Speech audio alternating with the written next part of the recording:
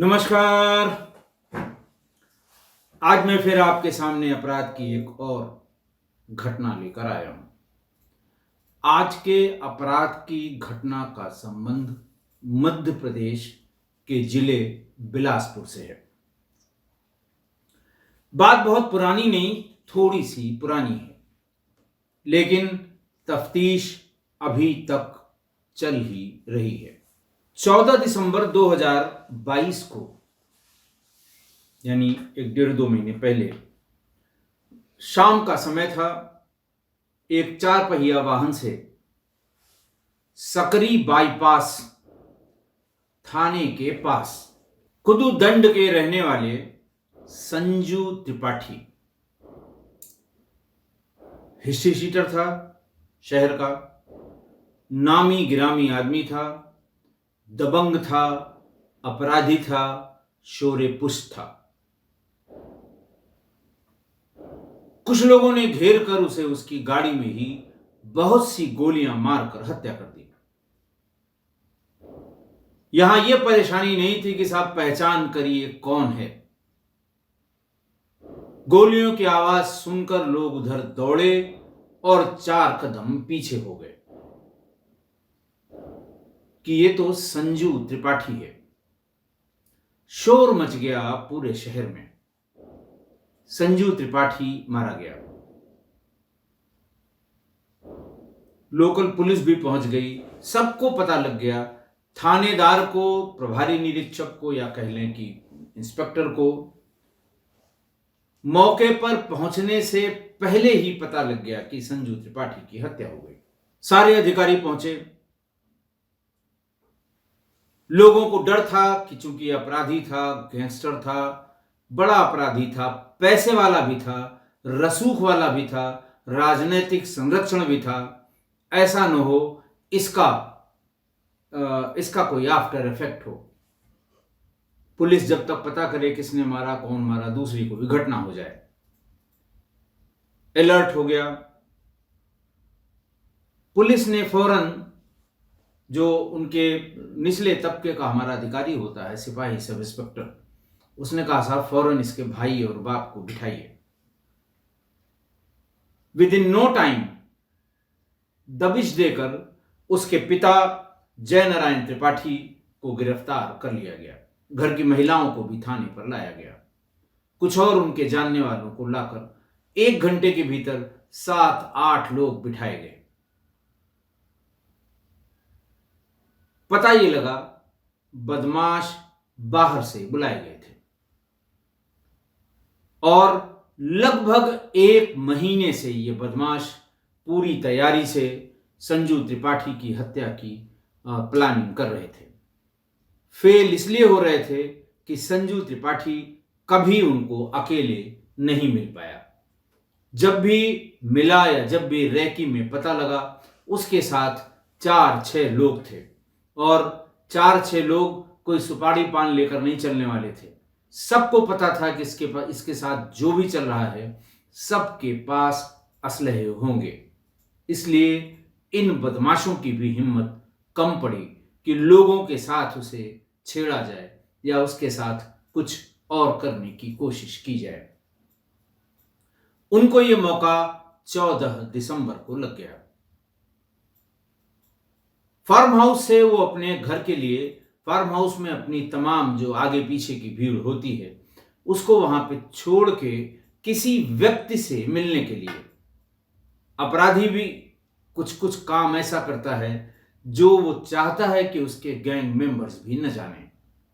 पैसे का लेन देन, लंबा सौदा, किसी के मारने की सुपारी, ये सब काम वो अकेले करेगा और अपने चिंटुओं को, अपने जो चंगू मंगू हैं, उनको वो कुछ दूसरी कहानी बताकर पेश करता है और उसके टुकड़ों पर पलने वाले फिर जो आदेश निर्देश होते हैं उनका पालन करता है। रैकी करने वालों ने भी अच्छे से रैकी कर रखी थी। आदमी प्लांट कर रखे थे। तैयारी इस बात की थी जब भी अकेला मिलेगा मारेंगे, और वही हुआ। पिताजी जब पकड़कर उनके आए जयनारायण त्रिपाठी जी, तो उन्होंने बताया कि बहुत अच्छा हुआ, मारा गया। बड़ा आतंक मचा रखा था, जीने नहीं दे रहा था। पुलिस ने पब्लिक परसेप्शन भी इकट्ठा किया कि इन लोगों के बारे में पब्लिक क्या कहती है। पता ये लगा 70-71 के आसपास, वर्ष 1970-71 के आसपास, जयनारायण त्रिपाठी अपने 2 बेटों, मृतक संजू त्रिपाठी और इसके भाई कपिल त्रिपाठी को लेकर गोरखपुर के पास के किसी जिले से, उत्तर प्रदेश के, यहां बिलासपुर में आए थे। मध्य प्रदेश में ज्यादातर जितने हैकर, दबंग या बड़े पैसे वाले अचानक जो हो गए हैं, इनकी अगर आप हिस्ट्री ट्रेस करेंगे तो ये बाहर के प्रदेशों के ही मिलेंगे, खासकर उत्तर प्रदेश के, जिन्होंने अपना बड़ा बड़ा एम्पायर वहां पर खड़ा कर रखा है, चाहे जिस जिले में, क्योंकि बहुत ही कम, यानी density, population density original Madhya Pradesh की बहुत कम थी।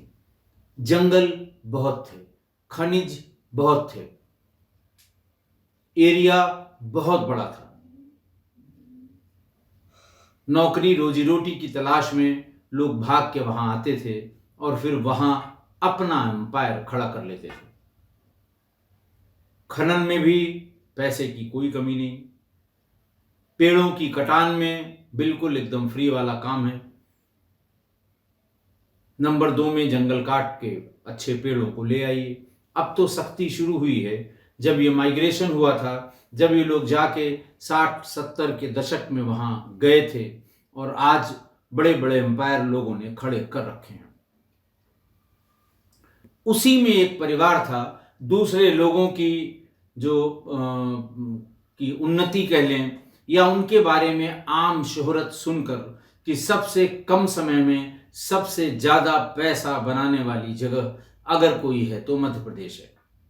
ये भी भाग के वहां गए, शुरू में नौकरी की, फिर इधर उधर के छोटे छोटे ठेके और व्यापार शुरू किए।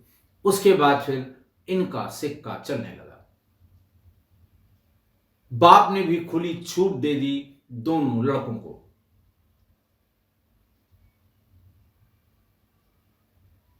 डिस्प्यूटेड प्रॉपर्टी खरीदना, डिस्प्यूटेड प्रॉपर्टी किसी एक को कब्जा करा देना,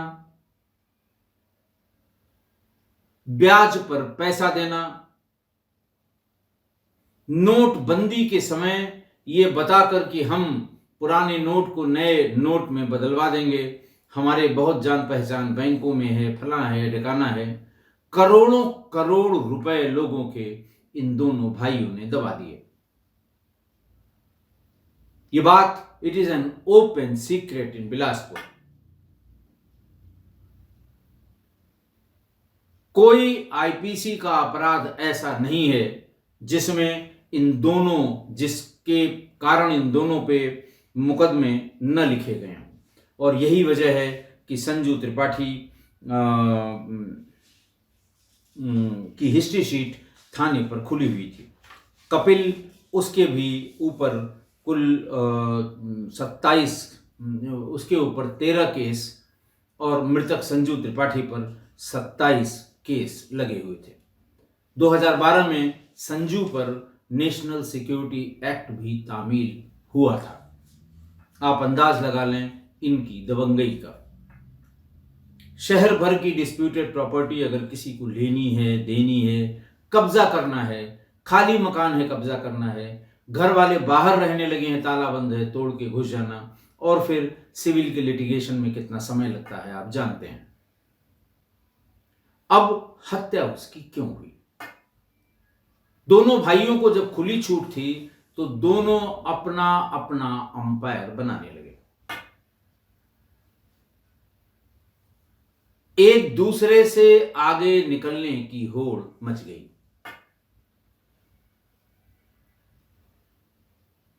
संजू एक प्रॉपर्टी कब्जा करता था हफ्ते भर में, कपिल 2 प्रॉपर्टी कब्जा करा देते थे। संजू 1 पीस ऑफ लैंड खरीदता था, कपिल 2 पीस ऑफ लैंड खरीद लेते थे।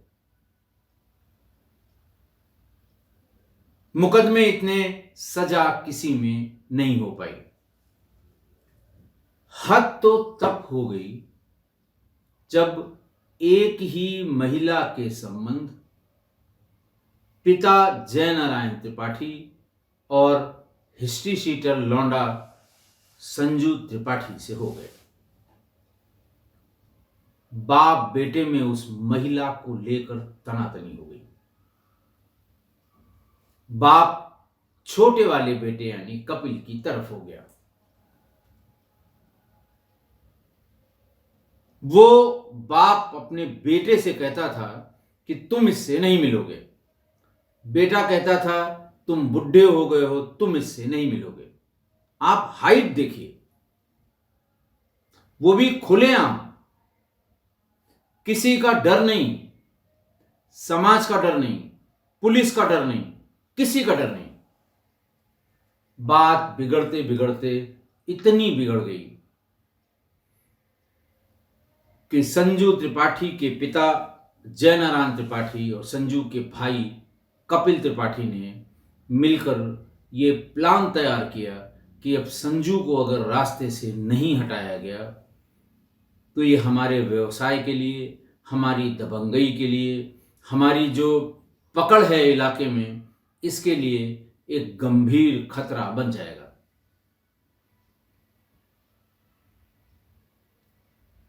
14 दिसंबर से 1 महीने पहले इन लोगों ने प्लान बनाया और प्लान ये कह के, ये सोच के, ये बात करके, ये विमर्श करके कि प्लान फूल प्रूफ होना चाहिए।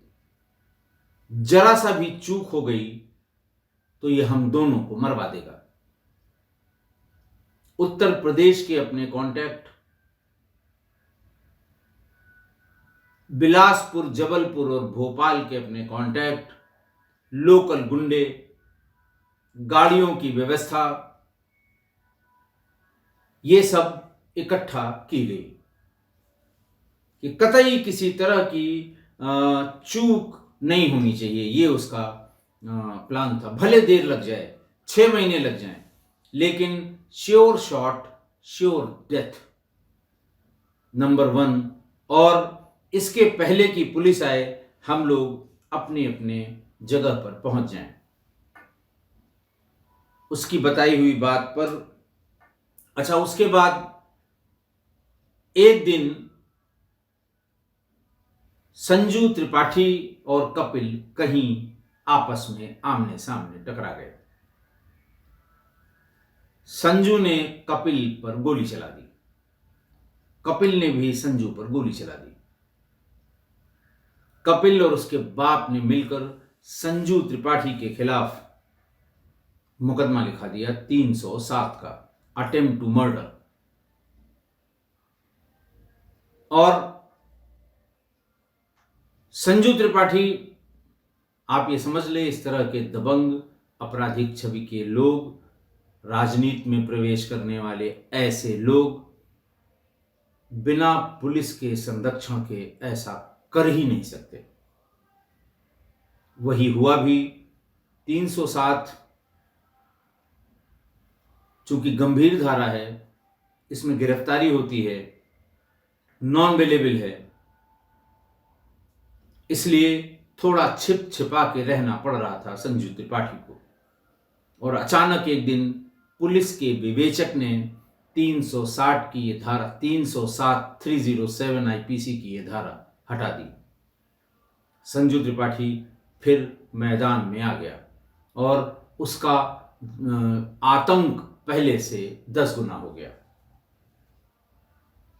अगर इसकी पृष्ठभूमि में देखें तो एक डबल मर्डर हुआ था अनूपपुर शहडोल में, प्रॉपर्टी को लेके। उसमें दोनों भाइयों ने उन दोनों व्यक्तियों की हत्या की थी। दोनों ही एक साथ जेल गए थे और फिर थोड़ा आगे पीछे बाहर आए थे। तब तक इन दोनों में व्यवसाय क्या, गुंडई का व्यवसाय, दबंगई का व्यवसाय कब्जा करने का व्यवसाय, लफंगई का व्यवसाय, इस व्यवसाय में दोनों अपने अपने रास्ते, सीधे रास्ते पर चल रहे थे। लेकिन इसी के बाद आपस में टकराव हो गया और बताते हैं कि 307 हटते ही संजू ने तांडव कर दिया कि और ऐलान कर दिया कि कपिल जहां दिखेगा उसे मार दूंगा, मेरा बाप जहां दिखेगा उसे मार दूंगा। फिर इतना सब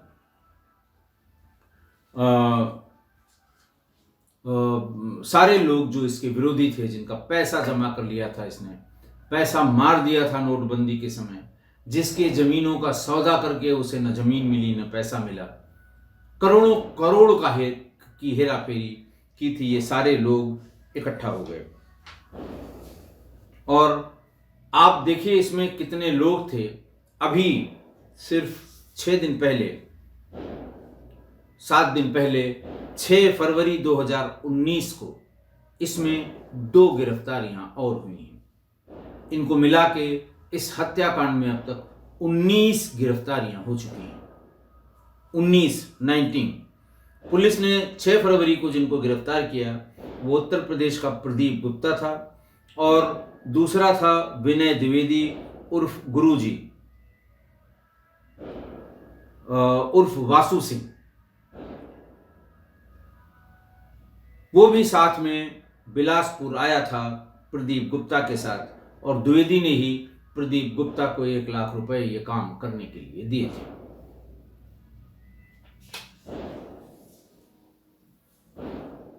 बहरहाल पुलिस ने मुकदमा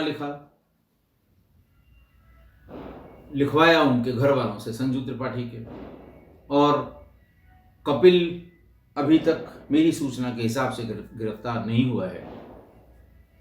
बाकी 19 आरोपी गिरफ्तार हुए हैं, 5 गाड़ियां इसमें गिरफ्तार हुई हैं। पुलिस को बाप और बेटे की बातचीत की एक ऑडियो क्लिप भी मिली है जो वहां लोकल अखबारों में शब्दशः छपी हुई है।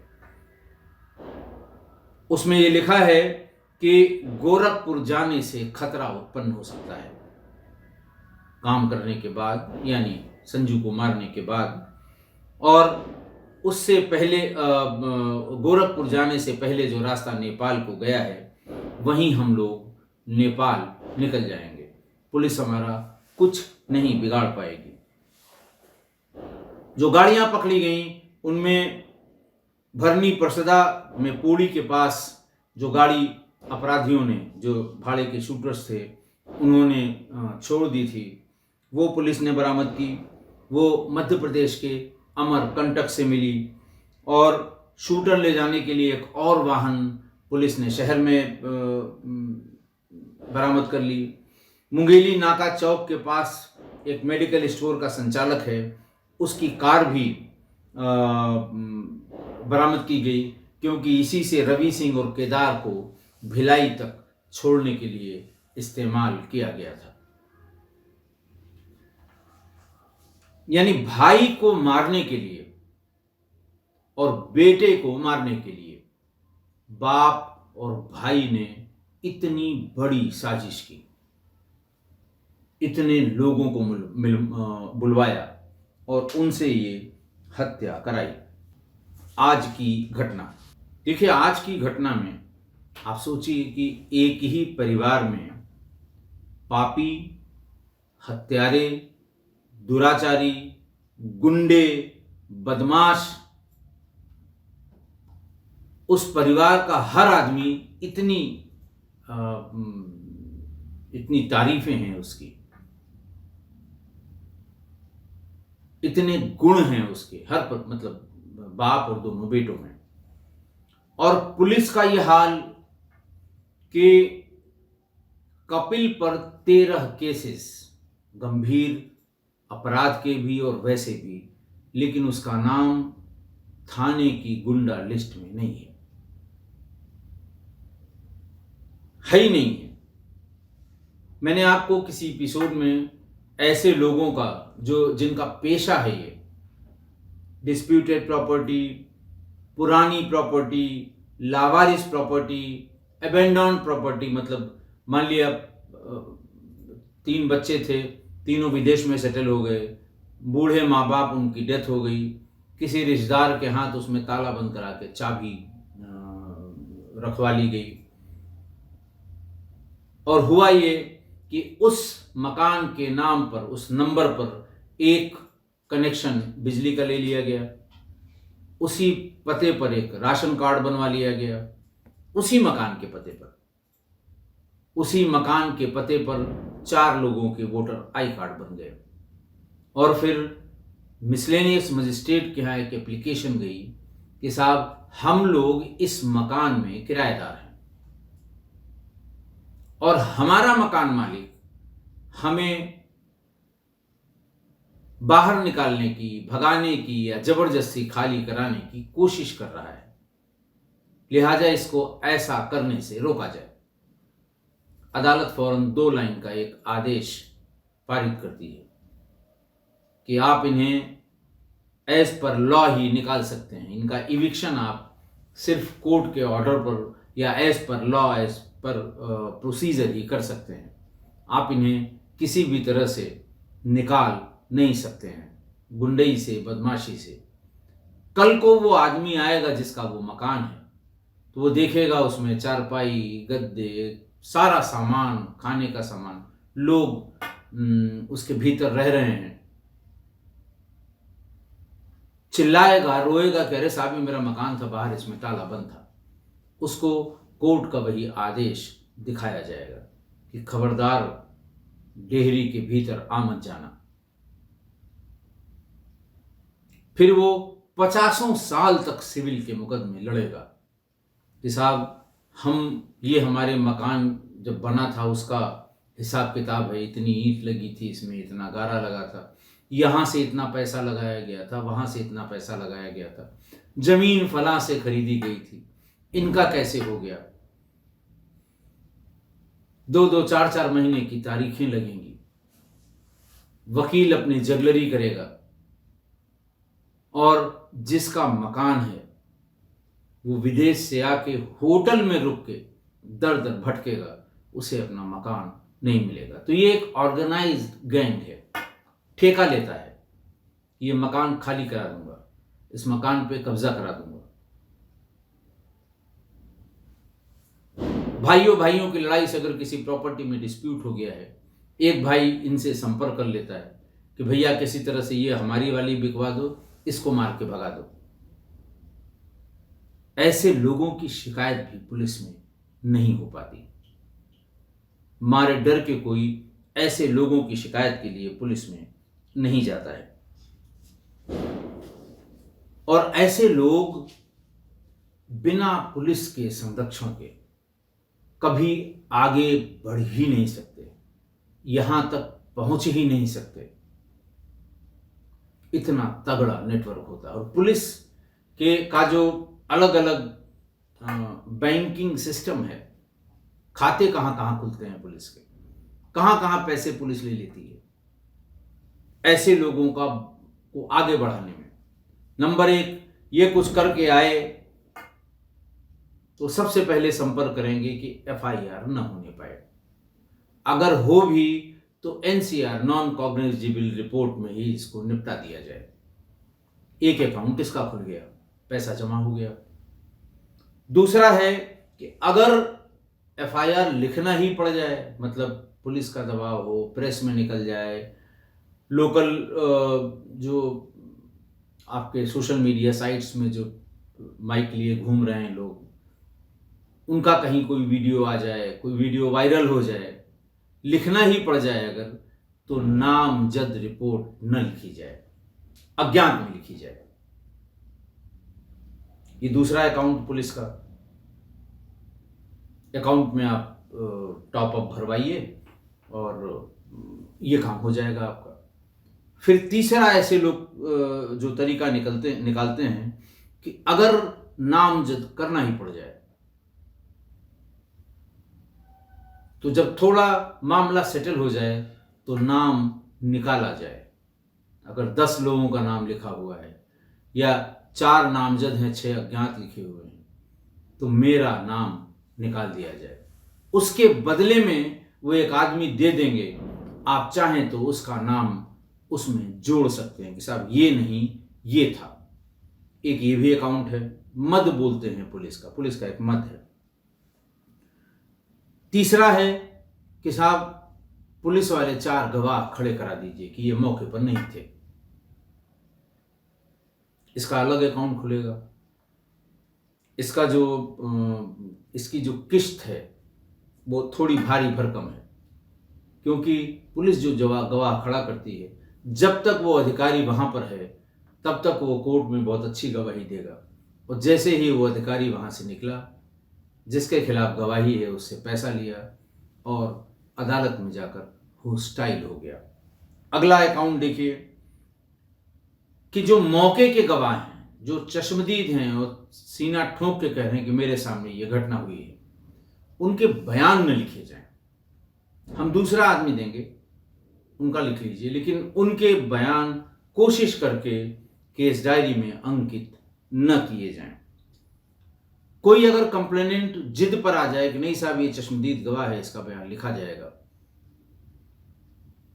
अगर कोई जिद पे ही अड़ गया कि नहीं साहब इसका बयान लिखिए, तो ऐसे गवाह के खिलाफ भी कोई फर्जी मुकदमा लिखा दीजिए। इसकी एफडी बहुत तगड़ी है, इसका अकाउंट बहुत मोटा है। गवाह को प्रेशराइज करने के लिए उसके खिलाफ फर्जी मुकदमा लिख देना। अगला है साहब इस तरह के इलाके का गुंडा है, बढ़ रहा है, दबंगई कर रहा है, लड़कियां छेड़ रहा है, प्रॉपर्टी पे कब्जा कर रहा है, दूसरों की जमीन हड़प ले रहा है, लेकिन गुंडा लिस्ट में या गुंडा रजिस्टर में या गुंडा एक्ट के तहत उसका चालान न हो, ये भी एक पुलिस का मद है। यहां भी आप एक अकाउंट खुलवा सकते हैं। अकाउंट खुला, पैसा जमा हुआ और आप गुंडा, आपके खिलाफ कोई गुंडा एक्ट की कार्रवाई नहीं होगी, कोई गैंगस्टर एक्ट की कार्रवाई नहीं होगी। गैंगस्टर एक्ट में हमारे यहाँ कम से कम उत्तर प्रदेश में जो मुकदमे लिखे जाते हैं वो बहुत लंबे समय तक चलते हैं। मान लिया 5 अपराध 4 लोगों ने मिलके अलग अलग जगह कर दिए, तो 5 के खिलाफ गैंगस्टर एक्ट में मुकदमा, यानी ये समूह में अपराध करने वाले लोग हैं। अब कहाँ कहाँ के अपराध हैं, किस किस थाने के हैं, कौन कौन आईओ था, किसने चार्जशीट सबमिट की थी, सबके बयान होने हैं। और जब तक गैंगस्टर एक्ट की इन्वेस्टिगेशन होती रहेगी, कम से कम 6-8 महीने उसे जेल में रहना पड़ेगा। तो एक ये भी मद है कि गैंगस्टर न लगने पाए, ताकि छोटे मोटे अपराध में आप भेजिए, हम 15 दिन में जमानत कराकर आ जाएं। अगला है हिस्ट्री शीट न खुलने पाए। देखिए संजू त्रिपाठी की तो हिस्ट्री शीट खुली, गुंडा गैंगस्टर दोनों में मुकदमे कायम हुए, एनएसए भी लगा, लेकिन 14 मुकदमे होने के बाद उसके भाई कपिल, न उसके खिलाफ कोई गुंडा एक्ट हुआ, न गैंगस्टर एक्ट में, न ही उसकी कोई हिस्ट्री शीट खुली। आप समझ सकते हैं कि ऐसा क्यों हुआ होगा। अगला है अपना कार्यक्रम करने की, जैसे किसी मकान पे कब्जा करना है, किसी मकान को खाली कराना है, ठेका ले लिया, एक अकाउंट खुलवाया थाने में कि साहब जब तक हम अपना काम पूरा न कर लें थाने की पुलिस ना आए। थाने की पुलिस भी वक्त दे देती कि भाई हम आधे घंटे तक ही आपको समय दे पाएंगे, आधे घंटे में। तो आधे घंटे में जब वो मकान खाली कराएगा तो कितनी ज्यादती करेगा, कितनी जबरदस्ती करेगा, आप सोच सकते हैं। तो ऐसे मैं ये तो नहीं कहूंगा कि हिस्ट्री शीटर था संजू त्रिपाठी, अच्छा हुआ मारा गया, लेकिन अंजाम ऐसे लोगों का यही होता है। बाप और भाई ने मिलकर मरवा दिया। ऐसा नहीं कि इसमें बाप और भाई बड़े पवित्र थे, उन्होंने अपवित्र भाई को मरवा दिया। झगड़ा सबका एक ही था, काम सबका एक ही था। मतलब इससे खराब बात क्या हो सकती है कि एक ही महिला पर पिता और पुत्र दोनों की बुरी गंदी निगाह थी। इसलिए बुरे काम का बुरा नतीजा। क्यों भाई चाचा? हाँ भतीजा, दूर रहिए इससे, मत चक्कर में पड़िए। जितना ऊपर वाले ने दिया है उसमें संतोष करिए, आगे बढ़ने के लिए मेहनत करिए, हाथों पर अपनी बाजू पर भरोसा रखिए। आशा है आप मेरी इस बात से सहमत होंगे। आज के लिए इतना ही। बहुत बहुत धन्यवाद।